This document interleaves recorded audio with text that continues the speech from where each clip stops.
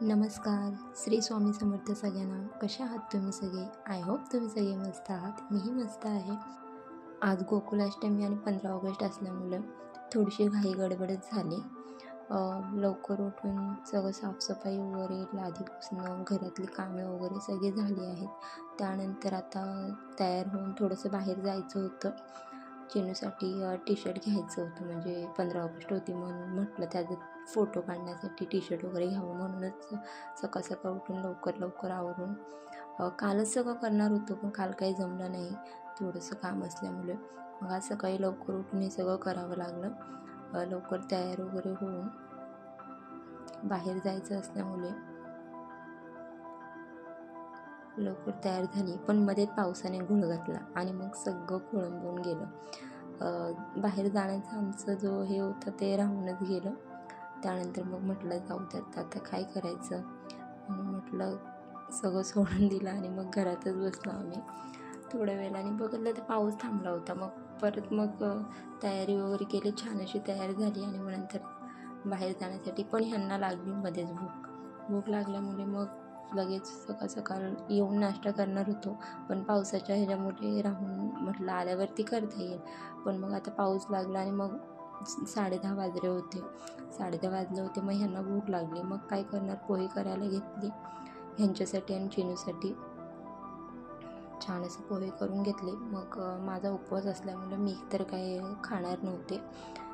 त्यानंतर इथे पोहे वगैरे करून घेतले त्यांच्यासाठी आणि मग रात्रीची जी काही भांडी वगैरे होती, काय होतं ते हे यांचं खाणं पिणं होईपर्यंत ते सगळं उरकून घेतलं.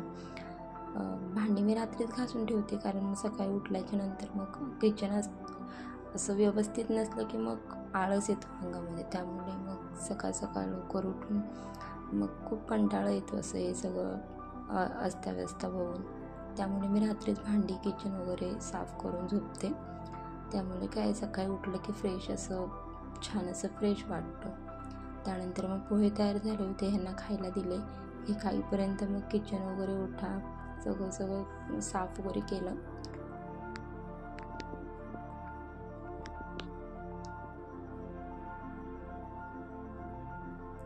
आणि जे काही आत्ताची जी भांडी होती ते पण घासलं. म्हटलं यायला किती उशीर होते, काय होते ते माहिती नव्हतं, पण जवळच आहे मार्केट, तिथनं जाऊन आम्ही घेऊन येणार होतो.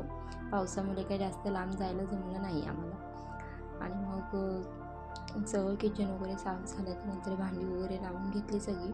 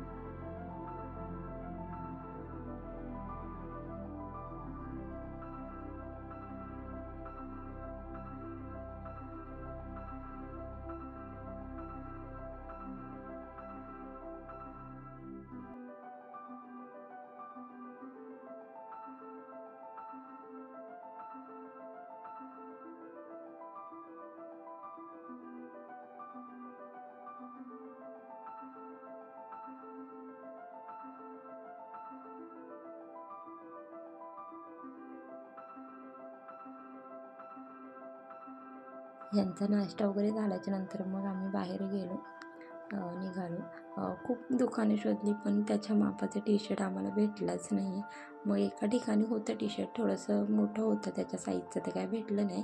पण आम्ही तिथेच त्याला ट्राय करून बघितलं. 2-3 म्हणजे खूप असे 4-5 दुकानं आम्ही फिरलो, पण काय त्याच्या मापाचं भेटलं नाही. एका ठिकाणी भेटलं, थोडंसं मोठं होतं. मोठं असल्यामुळे म्हटलं आता थोडंसं खराब करण्यापेक्षा म्हटलं घ्यावं आपण त्याला. टी शर्ट घेतला आणि मग तिथे ट्रायआउट थोडंसं करून बघितलं, पण त्याला परफेक्ट असं नाही, पण थोडा बसला ओकेमध्ये. मग तिथनंच आम्ही त्याला तसंच टी शर्ट घालून मग घरी घेऊन आलो. घरी घेऊन आल्याच्या नंतर मग त्याची पॅन्ट वगैरे असं चेंज केलं त्याच्या पप्पांनी. त्याच्यानंतर आम्ही त्याला बाहेर येऊन फोटो काढण्यासाठी गेलो, थोडा वेळ फोटो वगैरे काढायला. पण एवढा हट्टीपणा करत होता की त्याने अजिबात फोटो काढून दिले नाही, रिस्पॉन्सच देत नव्हता तो कोणत्या फोटोसाठी. फक्त त्याला बाहेर येऊन मस्ती करायची असते, इकडून तिकडून धावणं हे तेच चालू होतं. त्याच्यामुळे अख्खं एक म्हणजे व्यवस्थित त्याचे फोटोज काढता आले नाही. आणि मग माझाही मूड ऑफ झाला, त्यांचाही मूड ऑफ झाला. मग आम्ही इथेच सगळं काही थांबवलं आणि मग झालं सगळं इथे थांबलं. त्यानंतर ब्लॉग पण मी इथेच अर्ध्यावर तर थांबवून दिलं. तुम्हाला आजचा ब्लॉग कसा वाटला मला नक्की कमेंटमध्ये कळवा.